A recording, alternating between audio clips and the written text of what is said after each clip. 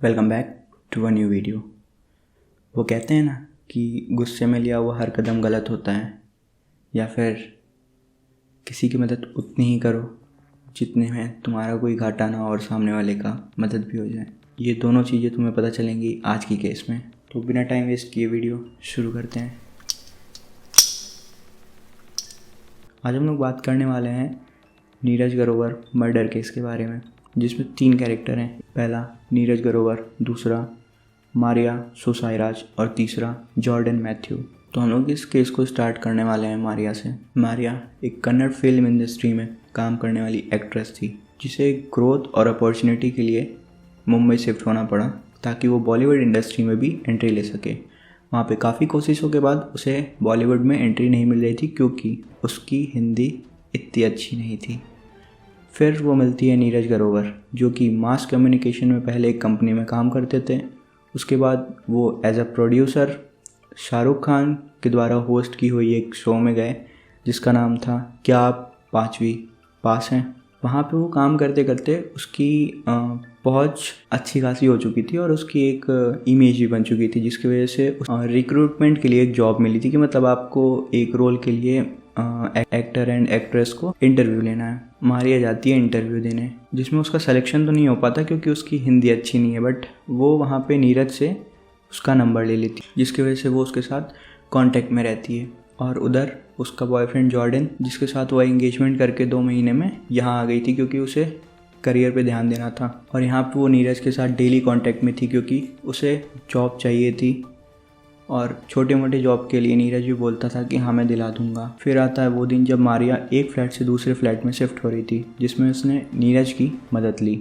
6 मई 2008 जिस दिन नीरज बस उसकी मदद करने गया था और शिफ्टिंग में लेट होने की वजह से वो रात में वहीं रुक गया। जिसके बीच जॉर्डन का कॉल आया था, जिसमें उसे किसी मेल की आवाज़ सुनाई देती है, जिसकी वजह से उसको शक होता है। वैसे पहले से ही उसको थोड़ा बहुत शक होता है उसके ऊपर कि मारिया कभी कभार कॉल पे बात करती रहती, नीरज पे बीच में इसका कॉल आ जाता है तो वो पूछता था, बट उसे थोड़ा ही बहुत शक था। जिसके बाद वो आज सुनने के बाद उसे और शक बढ़ गया।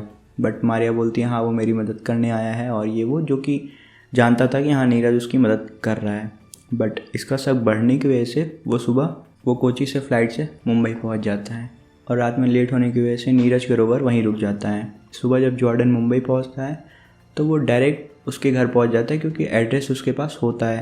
तो सुबह 8 बजे बेल बजती है, तो मारिया का सोचना था कि हो सकता है कोई साफ़ सफाई वाला आया हो या फिर न्यू शिफ्टिंग है, हो सकता है कोई ना जानता हो। तो इस वजह से वो उठ के डायरेक्ट गेट खोल देती है। तो और वो सामने देखती है जॉर्डन को, जिसके बाद वो शॉक हो जाती है कि मतलब ये कहाँ से। और उसी वक्त पीछे उसे नीरज दिखता है, जिसकी वजह से उसको गुस्सा आ जाता है और वो नीरज के ऊपर अटैक कर देता है। और उसी अटैक में उसे मिलता है एक नाइफ़, जिस पे जॉर्डन ना कुछ सोचे ना समझे, बस डायरेक्ट सिर्फ नाइफ़ से अटैक करते जा रहा था, जिसकी वजह से एक टाइम आता है जब नीरज अपनी सांसें तोड़ देता है। इसके बाद जॉर्डन से तो अब गलती हो ही गई थी, मारिया रोक ही रही थी, बट वो उसको भी अब्यूज़ करता रहता है। ये बोलता रहता है कि अगर तुम बीच में आओगी तो मैं तुम पे भी अटैक कर दूंगा। तो उसकी वजह से मारिया कुछ ज़्यादा नहीं कर पाती। बट उसके बाद वो बैठ करके काफ़ी सोचते हैं कि हमसे गलती हो गई, ये हो गया वो हो गया। और उसके बाद वो इस डिसीज़न पे जाते हैं कि हमें इसे जला देना चाहिए ताकि किसी को पता ना चले। तो फिर वो सुबह होने का वेट करते हैं ताकि 10 बजे सारे शॉप सारे मॉल खुले।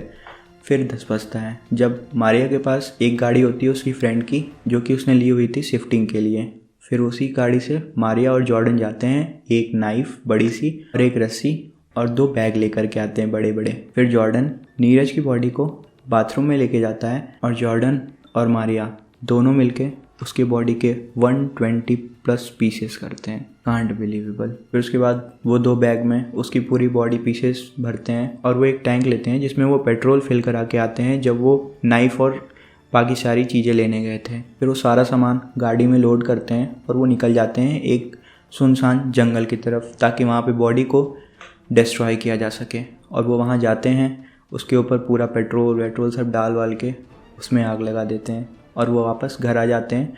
जॉर्डन अपनी लेफ्टिनेंट की जॉब पे वापस चला जाता है। मारिया अपनी डेली लाइफ में बिजी हो जाती है, जिसके बीच में मारिया के पास नीरज का फ़ोन छूट गया था, जिस पे उसके फ्रेंड का एक कॉल आया था और वो बोली थी कि वो यहाँ से चला गया है बट वो अपना फ़ोन भूल गया है। और उसके फ्रेंड 1-2 दिन से सर्च भी कर रहे थे कि आखिर नीरज गया कहाँ। फिर वो बिना टाइम वेस्ट किए पुलिस स्टेशन चले जाते हैं। उसके बाद पुलिस उस पर जांच पड़ताल करती है, कॉल रिकॉर्ड्स निकालती है, लोकेशन ट्रैक करती है, तो पता चलता है कि उस दिन नीरज का फ़ोन मारिया के घर पे ही था, न्यू फ्लैट पे, और वो पूरी रात वहीं पे था। बट सुबह उसका फ़ोन ऑफ हो गया और फिर उसके बाद उसका पता नहीं चला, जिसकी वजह से पुलिस को मारिया पे शक हुआ। फिर उसके बाद पुलिस ने उस पर थोड़ा सा प्रेशर दिया, तो उसके बाद उसने बताया कि हाँ हाँ ये हुआ था और ऐसा ऐसा किया, बट इसमें मेरा कोई भी रोल नहीं था, ये सारा जॉर्डन का किया धरा था, जिसमें मैंने बस उसकी थोड़ी बहुत हेल्प की, वो भी लास्ट में। तो पुलिस उसे और जॉर्डन दोनों को अरेस्ट कर लेती है और फिर उसके बाद 2011 में इन दोनों के केस का रिज़ल्ट आता है, जहाँ पे बोला जाता है कि मारिया को 3 साल की जेल होगी और जॉर्डन को 10 साल की, जिसकी वो 3 साल पहले जेल की सज़ा काट चुके थे। तो मारिया कुछ दिन और रह करके जेल से छूट जाती है और जॉर्डन 2018 में जेल से छूट जाता है। बाद नीरज की फैमिली का कहना था और फ्रेंड्स का कि नीरज को न्याय नहीं मिला है। तो आई थिंक आपको केस समझ में आया होगा कि आखिर हुआ क्या था क्या नहीं।